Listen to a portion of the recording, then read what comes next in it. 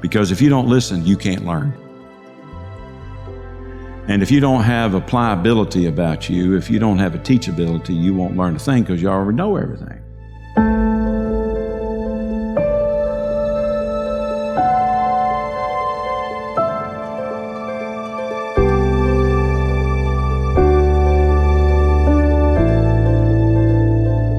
Hello and welcome to Christ Church's leadership broadcast in the Wesleyan tradition. I'm Charles Kyker, your host, and today I'm excited again to be able to share some words of edification about leadership and on a very important topic that I think is more important perhaps now than ever. I've taught this for Dr. John Maxwell over the years in many different countries around the world, West Africa, East Africa, and Asia. And I'm excited to be able to share it with you today because, as I said in the beginning of some of our podcasts, talent might get you there, but talent will not keep you there. We overestimate talent. We all want to be around talented and gifted people. We would like to think that there's some talents and gifts that we have, and you do have talents and gifts that God has given you. The challenge, though, is when you have talents and gifts, relying primarily upon those instead of all the other contributing factors that help you become an exceptional leader, an exceptional person, and if you're a person of faith, an exceptional follower of Christ. So let's look at this, and I want us to look at the fact that talent plus teachability, character, and responsibility. So talent isn't enough. We need teachability, we need character, and we need responsibility. So remember, it's what you learn after you know it all that counts. Let me say that again. It's what you learn after you know it all that counts. If you're a highly talented person, you may have a tough time with maintaining a teachable spirit. Talented people often think they know it all. Teachability is not so much about competence and mental capacity as it is about attitude. It is the desire to listen, to learn, and apply. It's the hunger to discover and grow. Talented individuals with teachable attitudes become talent plus leaders. So the question is, do you have the right attitude? So let's look at some of the steps here to discern, do I have the right attitude? Because sometimes you and I can have blind sides without meaning to. All of us do. And it's important sometimes through the reading of Scripture, through prayer, through conversation with people we know and trust, and even through coaching and mentoring to be aware of our blind sides. But let's look at a few of these. Number one, the more you are interested in learning, the greater the potential for growth. The more interested you are for learning, the greater potential you have for growth. Let me ask you two quick questions. What books are you reading right now on leadership or growth? What books are you reading right now? What books on leadership have you read in the last 3 months? Do you have someone close to you that you seek out for mentoring or for life coaching, or just someone that you trust to run things by for edification so that you're making wise choices? Do you have a person who's an accountability partner, or better yet, a coach, mentor, or someone that you run things by? Number two, teachable people are always open to new ideas and willing to learn from others. Teachable people are always open to new ideas and willing to learn from others. One of the things I talk about a lot these days, and I'm leaning into it and trying to become more and more not just a student, but a full practitioner, is what I call reverse mentoring. At my age and years of experience, I hope to bring a few things to the table when I'm working with others, especially younger leaders. But then, if I'm going to keep growing and keep learning, the question is, what can I learn from them? What can they teach me? How can I learn from them how people their age maybe see God, or how they see the church today, what's important to them? How can I learn to value them better? I'm looking at reverse mentoring. Learning is meant to be a lifelong pursuit. Learning is meant to be a lifelong pursuit. to keep learning, to keep growing. You never stop learning if you want to continue to be an effective leader and a person of impact. Number 4, talented people are often the most difficult to teach. The higher the talent, the greater the talent, the less teachable people often are. I've known that to be the case in many situations.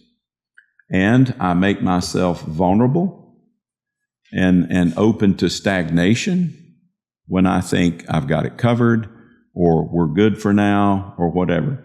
Jim Collins, of course, over 2 decades ago, wrote this strong book, Good to Great, and the enemy of great is good. I'm satisfied with where I am. I'm satisfied with where we are. Well, how are you going to become great if you're always satisfied with the status quo? Pride is the number one hindrance to teachability. The problems with pride, we're going to talk about those, but pride is the number one hindrance to teachability. Hubris. And I'm going to speak a little bit about hubris this coming Sunday night among our lay pastors and our leaders at Christ Church. And I'm going to call it the stealth factor. The stealth factor. The enemy is so creative in your own mind, in your own heart, seeking to hide from you that you really do have a pride issue. It's stealth. Flies in under the radar. Problems with pride. Pride distorts our perspective of reality. Pride distorts our perspective of reality. It's been said, and I think it's a true statement, that if things are going really well and they're up and to the right, often we get more praise and accolades than what we deserve. And also when things are down, whatever it is, attendance, giving, we've hit a rut as an organization or a for-profit, as a business or a nonprofit. When things are down, you also get more credit for that than what you deserve. It's all his fault or it's all her fault. Well, aren't we in this together? So the wisest thing you can do as a leader is when things are up and to the right is share the glory. Make mention of your teams. Make mention of the folks that helped you get there. Jim Collins in his book, Good to Great, says that's what a level 5 leader does. Level 5 leader looks out the window when things are going great and starts to think about all the people that helped the organization get there, and may even start writing personal thank you notes and affirming them. A level 3 and a level 4 leader, when things are going bad, then the leader looks out the window and starts to begin to think, whose fault is this? I certainly don't have anything to do with it. So who do I need to blame? Is it advertising? Is it production? Who's at fault here? How come the numbers are down? And so there's a real twist there.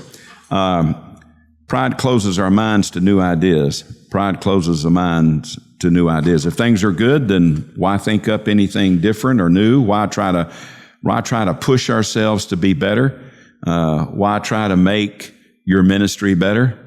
Pride closes our minds to feedback. Closes our minds to feedback. It's important to get feedback. Feedback is that's the breakfast of champions now. Come on. Feedback is the breakfast of champions. I stopped eating Wheaties and now I eat feedback. It's the breakfast of champions. If you don't get feedback, you're dead in the water. I would put a word beside of it. In order to welcome feedback, you have to request and make acceptable pushback.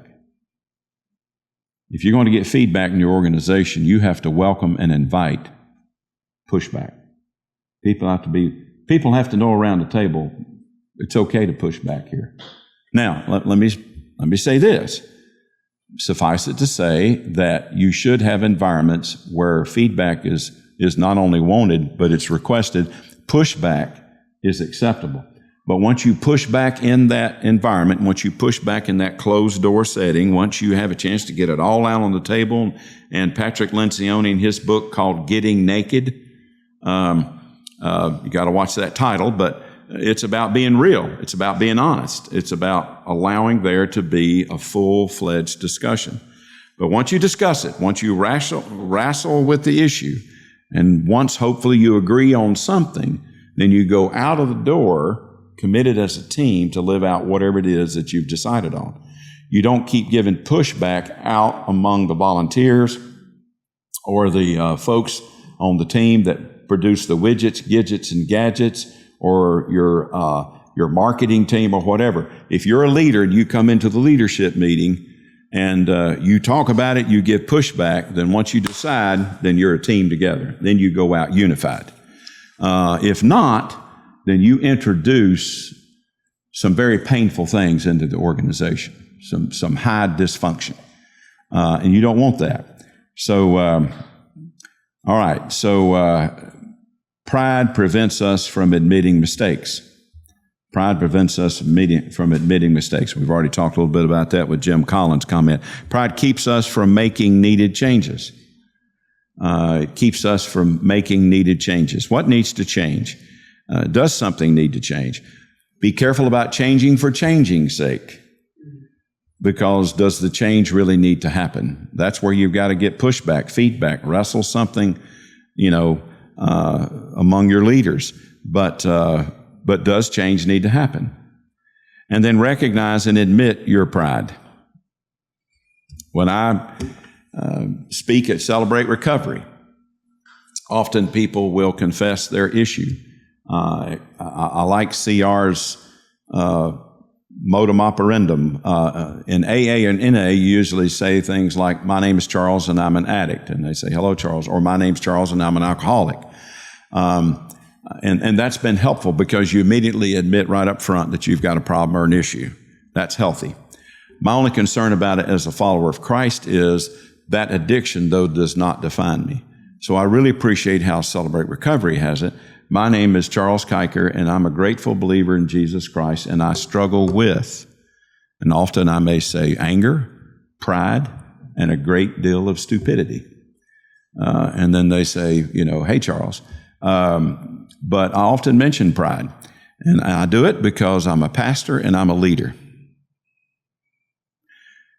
And you have any pastor or leader that's not willing to admit that she or he struggles with pride, they're already at a disadvantage. Because the enemy's sitting back going, I got her. I got him. Here comes that stealth work of the enemy. If you don't admit that you struggle with it, the enemy's already on you. You have to be careful. Express gratitude often. Express gratitude often. Dr. John Townsend, Christian psychologist, says gratitude and anxiety cannot exist in the same brain very long. Gratitude could really help a lot of us in our recovery to become the human being that God has fully created us to be. I think this day and age, there's such an entitlement mentality, we don't think much about gratitude. We only think about what we're missing out on or what we deserve, instead of saying, God, thank you. When I prayed for my brother, who was a pastor, who's in the hospital right now, he and I, as we began praying, I said, God, I mean this with all sincerity. If you never answered another prayer as long as Jacob and I are alive, you've already given us more than we ever deserve, because you've given us the gift of your grace and salvation through your Son, Jesus Christ. And I believe that with all my heart. However, you said we could come to you boldly and we could approach your throne. So we're doing that today, boldly but humbly, asking that you bring full healing to his body. But folks, I wanted to temper it with gratitude, because whatever God gives us is just absolutely a blessing upon top of blessing, because he's already given us the ultimate blessing through salvation through his Son.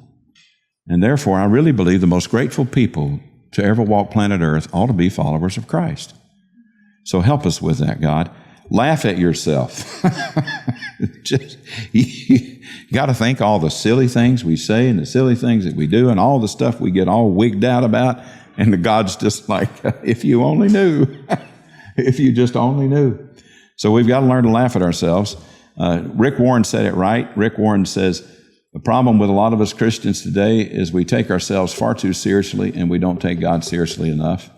We need to learn to laugh at ourselves, but also take God seriously and give God thanks for who God is. Make your friends your teachers. Make your friends your teachers. Boy, that's a different kind of thought, isn't it? But if you have friends, ask about things. If you have friends, ask for feedback. Number 5, learn to be a good listener. Learn to be a good listener. That's an area that I'm trying to grow in. But learn to be a good listener. All right, a biblical case study. The Apostle Paul was a pastor at Corinth for about 18 months. He loved the church at Corinth. He wanted to see it prosper. One of the things that Paul had to come to grips with the church at Corinth, that I renounce human values. These are leadership lessons we can learn from Paul, and I will think the way God thinks. You can find that in verses 1 and 2. The second principle is I will renounce human strength. I will be weak and seek His strength. Of course, that's in verse 3. All too often we depend upon our own strength. We depend upon our own talent. What are we missing out on by not asking God to do far more abundantly than what we could even hope or pray for? God wants to step in and make things even better. Number 3, I renounce human wisdom. I will ask God for wisdom and favor. It's not to say that you dismiss the ideas of others in any way, shape, or form. It's just that I won't depend solely upon human wisdom. I really seek the wisdom of God. Character protects your talent. Here we go with another, I would call them like building blocks, or sometimes we set stools up and say to the people, a stool, in order to set on it, for it to have a firm foundation, has to have at least 3 or 4 legs. And so here's one of the important legs of your foundation to be a strong leader is character. Character protects your talent. Many people with talent climb quickly to the top, but the ones who have neglected to develop strong character rarely stay there long. Absence of strong character eventually topples them. We see that in the sports world. We see that in pop music and music of all kinds and genres. We see that in leaders and politicians. What undermines people mostly, more than anything else, is a lack of character. So the greatest victories are internal ones. We must learn to lead ourselves. Self-discipline is the ability to do what is right, even though you don't feel like it. So self-discipline is important. Core values define what we believe and how we live.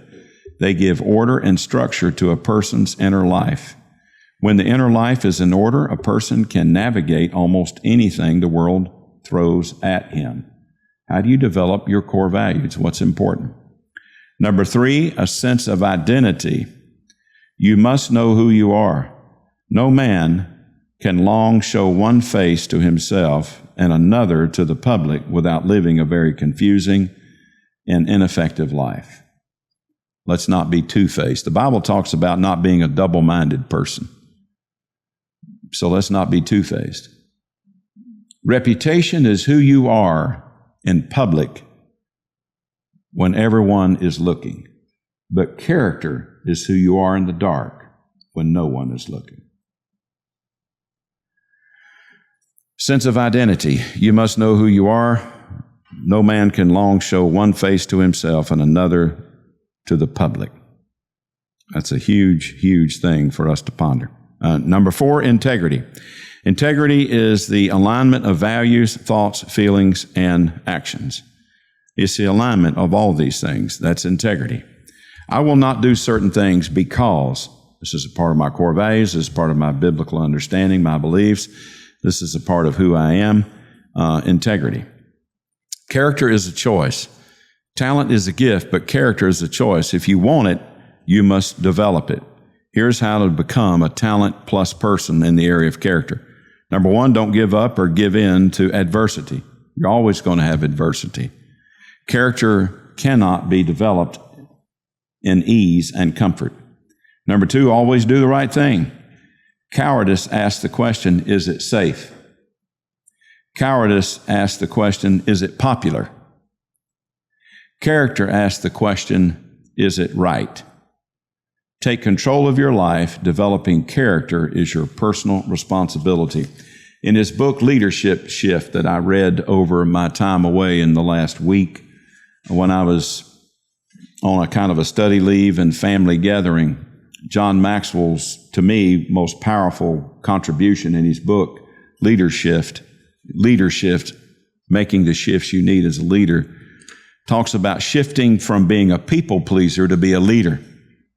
Now, every staff member that I have needs to open their ears to listen to this, because this is one of the greatest weaknesses of every leader that I know of, because it has been my own struggle. And John Maxwell says in his book, this was his shifting point in his leadership. But he had to have a mentor come along and say, John, you are more interested in pleasing people than doing what is right for the organization. John, number one, you can never please all the people all the time. You'll go nuts trying to do it. Secondly, you will not do what's right for the organization when you're fully invested in pleasing people. It will be your worst nightmare. I'm a pastor. I like to be liked. I'm like a Siamese cat. Just stroke me and I'll purr. Come on, somebody. I mean, I like accolades. All of us do. But at the end of the day, am I going to please a handful of people because they want a particular thing to go forward and they are hammering away at getting their way on something? Or do I sit back as the leader of the organization and ask the question, is this what's best for Christ Church that I'm leading now? Is this what's best for us overall? And so John goes on to say, you've got to clarify your motives for leadership. Always, he said, separate what's best for you from what's best for the organization.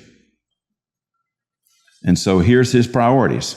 This is what God taught him. This is what he had to come to grips with. First question to ask, what's best for the organization? Second question, what's best for the other people within the organization? What's best for the people in the organization? And then three, what's best for me? But if you start out what's best for me because you're a people pleaser and you want to win friends and influence people, you'll be down a road of infinite regression. What's best for the organization? And then secondly, what's best for the people in the organization? And then thirdly, what's best for me? Those are incredibly important. All right. So we're on the next page as we come to our finish line here. The biblical case story, of course, is the book of Daniel. I mentioned here in this leadership outline from John Maxwell's writing on talent is never enough. I love teaching these because they always introduce, when we're teaching in third world countries, biblical stories. Biblical stories translate all around the world. You don't have to explain biblical stories. That's the power of Scripture. I found that power coming through, and all of a sudden, when I'm telling a story, the Ghanaians, the Nigerians, the Liberian people from Liberia, the Liberians, people from Kenya or from Ethiopia, as I'm telling the story, they're like reciting it with me because a lot of those leaders know the stories most likely better than I do. And it's a powerful thing. But when you're trying to get a principle, introduce a principle, and then have a biblical story that it flows out of, they can attach their hearts and their minds to it, and they get it, and it goes even deeper because God's Word is living. So Daniel faced a crucially important choice. Would he submit to an ungodly law, or would he stick with his convictions? His core values guided his actions. Because of his values and principles, Daniel was able to decide quickly and confidently to do what was right. This man of godly character did the right thing even when he knew the consequences would be the den of lions. So responsibility strengthens your talent. Success on any major scale always requires a person to accept responsibility. The final analysis, the one quality of all successful people have the ability to take on responsibility. Many people overvalue talent and undervalue responsibility. Here are several reasons why we must learn to accept responsibility. I just want to add a word. I saw a recent YouTube thing of Chuck Swindoll, who was nearing, he's in his 90s. And some other pastors are interviewing him now, several pastors. Tell us what we can learn from you and this kind of thing. And he recites a moment at Dallas Theological Seminary where one of his mentors said, "My fear for this current generation is there are a lot of people that have a lot of faith. They've got a lot of knowledge about the Bible, but few have deep and abiding convictions."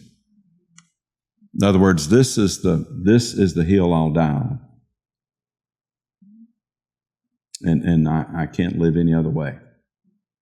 And Swindoll goes on to say how important that is to have some deep, abiding convictions about who do you believe God to be, who is Jesus Christ, and what are the non-negotiables. Don't have 100 non-negotiables is just my own personal advice. But what's your top 5 or your top 10 non-negotiables that you believe that are important? Okay, let's look at this. Responsibility provides the foundation for success. Responsibility provides the foundation for success. 2, responsibility handled correctly leads to more responsibility. That's true. Jesus even says, to much is given, much is required, and if you're faithful over little, I will make you faithful over much. 3, responsibility maximizes ability and opportunity. Again, responsibility maximizes ability and opportunity. Number 4, responsibility over time builds a solid reputation. Just consistently doing that. I often tell leaders, when you're coming into an organization, be careful about trying to change everything. Can you hear me? When you come into an organization or coming into a new season, go watch Roadhouse. I would prefer that you watch Roadhouse's TV version. A lot less cussing. There are a lot of movies like that. I love Forrest Gump. But if profanity offends you, and if taking the name of God offends you in vain, watch the TV version if there is such a thing. But in Roadhouse, think about it with me for a moment. What does Patrick Swayze do when he goes to that bar in order to clean it up? He doesn't come in saying, "Hey, I'm the man. I start next week. Y'all lucky to have me." He doesn't do that. He goes in incognito, goes up, goes to the bar, orders a cup of coffee. Of course, that to me would have been a dead giveaway. But nonetheless, he goes up to the bar, orders a cup of coffee, and he just watches. So what's he doing? He's listening. He's learning.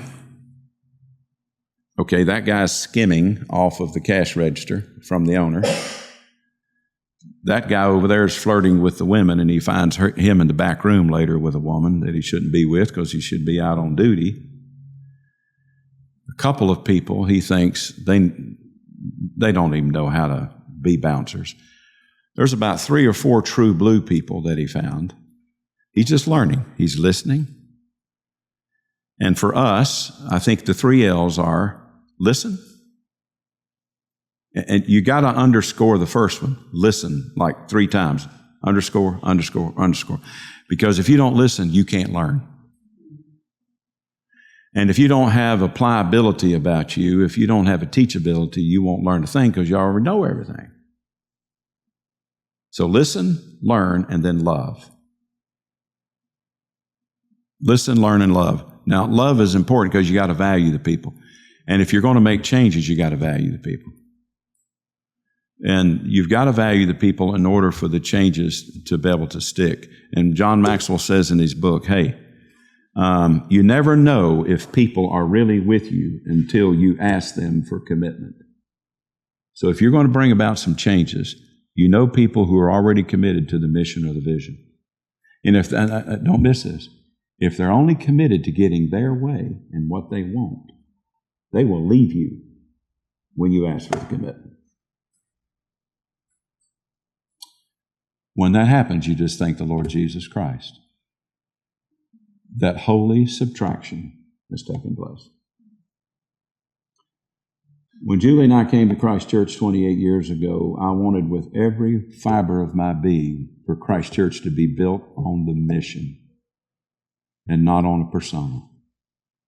Because I have seen churches falter and fail over time that were built on a personality.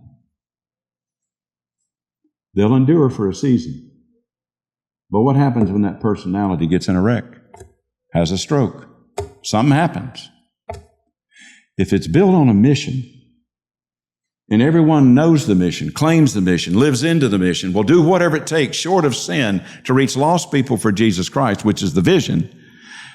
But the mission here is to reach millions of unchurched people by developing thousands of fully devoted followers of Christ. If we live into it, and it's who we are, and we teach it in our developing followers class, and our lay pastors reaffirm it, then hopefully Christ Church will endure. If it's not built on a personality. Personalities are important. We want to follow people that we can gain some things from that can lead us well. Yes. But is it built on the mission? And do people clearly know what it is? So consider the following steps to help you become a talent plus person when it comes to responsibility. Start wherever you are. Just start wherever you are. I say that to folks all the time. No matter where you've been, no matter your past, today is the day of salvation. Today is the day of new beginnings. Just start where you are right now. Don't beat yourself up about the past. The devil wants you to do that 1,000 times over. Don't live in shame. And, guilt is to convict you so that you can turn from your old ways, your sinful ways, into the way that God has for you through grace and love of Christ. So begin today. Have a new beginning. So start wherever you are. 2, choose your friends wisely. Choose your friends wisely because they will help to shape your thoughts. They will help affirm your convictions. And in some cases, find people that are a step or two farther down the road than you are and learn from them. 3, stop blaming others. Stop the blame games. Stop blaming others for your situation.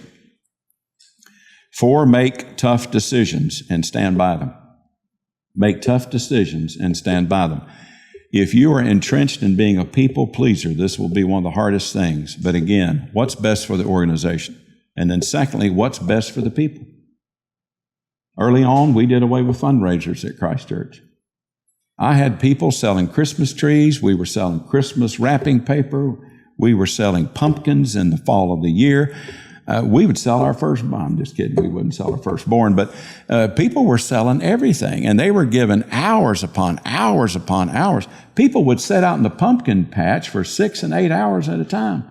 People would be out in the evenings from like 5 o'clock, or we started at 4 when people got off work, until about 8 o'clock or 9 o'clock at night selling Christmas trees. And I thought, what if they just signed up for 1 or 2 hours at Barnes & Noble and wrapped Christmas presents for free?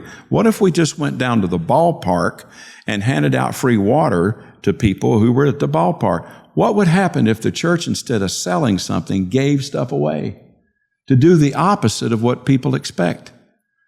People only have so many expendable hours in a week. So we wanted to stand by that decision. The other thing I deeply believe is that fundraisers are a euphemism for pastors not teaching and preaching on tithing and stewardship. And we take a pass on that. And so then people feel like they have to fundraise. But I don't believe in that. I believe in teaching people what God expects. And then 5, serving. Start serving. Start serving in some capacity. Start doing acts of kindness if you need a more expanded version of that. Do random acts of kindness for people you work with in the workplace, your customers, other people. Think about others. And then 6, learn responsibilities, major lessons. And then they outline it here. Recognize that gaining success requires self-discipline. Recognize that gaining success requires self-discipline. The hardest person you'll ever lead is yourself. So you've got to manage yourself well if you're going to lead others. When you start, finish. When you start, finish. And then know when others are depending on you. Know when others are depending on you. And then don't wait for others to step up and take responsibility. You take responsibility.